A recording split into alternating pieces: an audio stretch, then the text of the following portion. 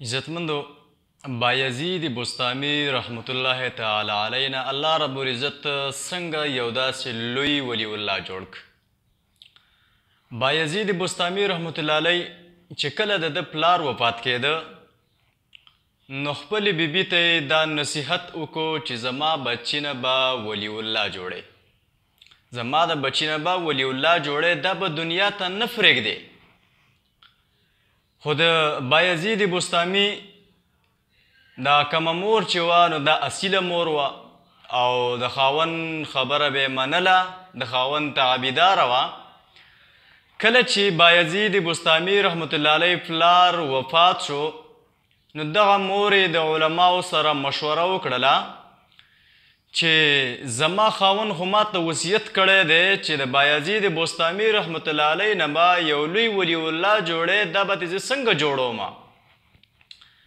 علما کرامو ورته وفرمایل چې په فلاني ځای کې یو عالم دی او هغه ته چې څوک کس ورکي نو د هغه نه یو لوی ولی الله جوړی، د تقوا نه فایز شوی، هغه داسې کس قبلی او ډېر زیات خیال ساتي د دین او د تعلیم او یو لوی ولی الله به ترېنه هغه جوړ کړي. خو دا بچی خو فلحال ماشوم دی، ډېر زیات وړوکی دی. د مورې دغه ماشوم راواخیسته او د دغه فلاني کس خواله لاړې، د عالم خواته لاړې او ورته یې وفرمایل چې دا زما بچی دی خو ماته مې خاوند وصیت کړی و چې د دې نه به ولی الله جوړی. هغه عالم ته هغه بچی اول ناخیستو، ویلې چې یاره دا خو ډېر زیات ماشوم دی او دا خو نشي کېدی داسې، ځکه چې ډېر زیات ماشوم دی.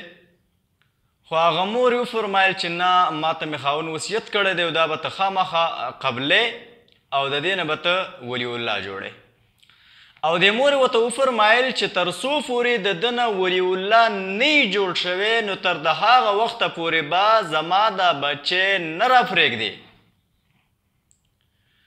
یو وړوکی ماشوم چې هغه د مور د غېږې نه جدا کیږي نو په دې مور باندې به څومره تکلیف وي. خو د خاوند د تعبیدارۍ د دین د سربلندۍ دپاره هغه هر څه ته تیاره ده. وی چې زما د دې بچي نه تر ولی الله نه جوړ شوی تر هغه پورې بیا زما ملاقات ته نه راپرېږدې. ویلې صحیح شوه، ماشوم یې قبول کړو ترې نه. دغه ماشوم ناست دی د عالم سره او سبق یادی موده پکې وشوله او د دغه ماشوم چې کله لږ رالوی شو غټ شو نو د مور دیدار هغې خواهش ظاهر کو چې یاره د مور سره مې ملاقات کوم. مور یې ور یاده شوله ځکه مخکې خو ماشوم و نه پوهېدو، اوس لږ رالوی شو چې مور یې ور یاده شوله چې د مور دیدار کوم، د مور دیدار لزم. کله چې د دې خپل استاذ ته وفرمایل چې استاذ زه ماته مې مور را یاده شوې ده او زه د مور خواله ځم، نو استاذ ته خو یې خبره ور یاده شوه چې د مور خو ماته فرمایلي و چې د تر څو پورې د ده نه ولی الله نه جوړ شوی ته هغه پورې به یې نه راپرېږدي. خو ده ته وویې د ماشوم ته یو سبق یې وله ورکړو، ده ته پته وه چې دا سبق دی نشي یادولی. نو ده ته یې وفرمایل د ماشوم ته که دا سبق د ماته پوره واورولو، سبق یې ورله ورکړو نو زه به تا پرېږدم. هغه ماشوم لاړی او هغه سبق یې یادوو.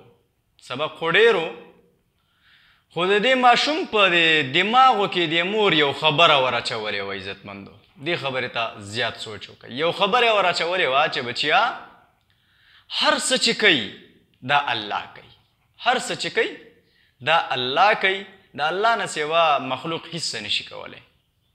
دې ماشوم دا سبق یاداو، دا سبق خو ماته نه یادیږي. نو مور یې ورته ویلي چې هر څه کوي الله کوي، چې تا ته کله هم څه مشکل راځي نو 2 رکعته مونځ کوه او د الله نه غواړه. دغه ماشوم راپاڅېده اودس یې وکړه، 2 رکعته نفل یې وکړه او د الله نه یې وغوښتله او الله رب العزت ورته هغه سبق څه که یاد که. په سبا نه باندې دغه ماشوم د خپل استاد ته وایي استاد زما نه سبق واوروه. سبق یې ترې واوره او استاد هم حیرانه شو چې بچي خو سبق یاد کړی دی. اوس خو استاد ملامته و، هغه ماشوم یې د مور د ملاقات دپاره پرېښوده.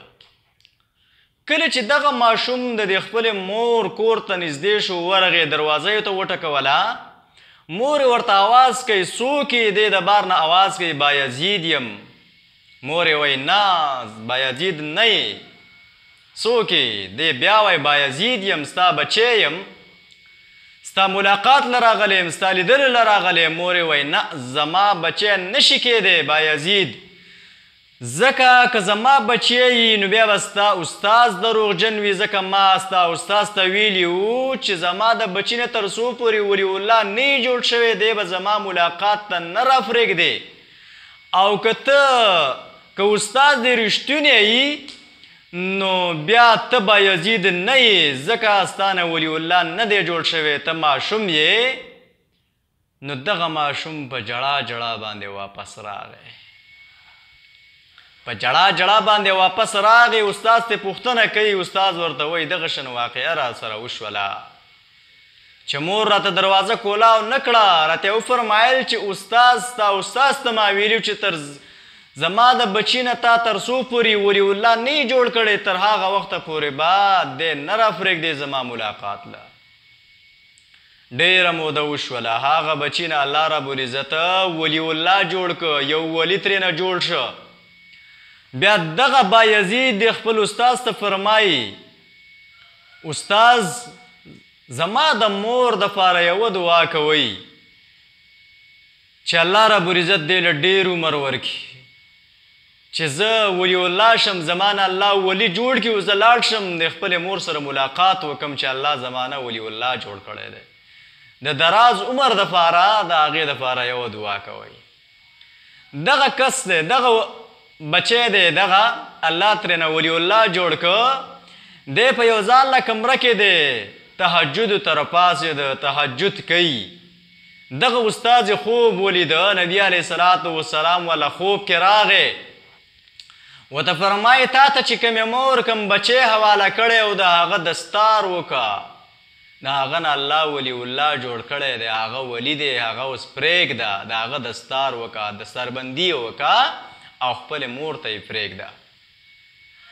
دغه بایزید بوستامي رحمت الله علیه نه الله ولي الله جوړ که، هغه استاز ورله دستار وکړه، خپلې مور ته یې پرېښوده. چې کله لاړې مور یې دروازه کولا کړله، زما بچی بایزید بوستامي ولي الله شو، راغی او دروازه یې ورته کولا کړله. بیا دغه بچی دغه بایزید بوستامي دغه مور د خپل بچي له پی ورکوي، ورته فرمایي نه ول زه د الله شکریا ادا کوم چې الله زما نه یو لوی سړی جوړ که، یو لوی ولي الله یې رانه جوړ که. نو عزتمندو مقصد د خبرې دا و چې د خپلو بچو تربیت په صحیح طریقه سره وکوئ، د خپلو بچو تربیت په صحیح طریقه سره وکوئ. د دین پتنګان ته جوړ کړئ، مدارسو له یې ورکوئ، د عالم خواته یې کښېنوئ، د قاري خواته یې کښېنوئ، د جومات لاره ورته وښایئ.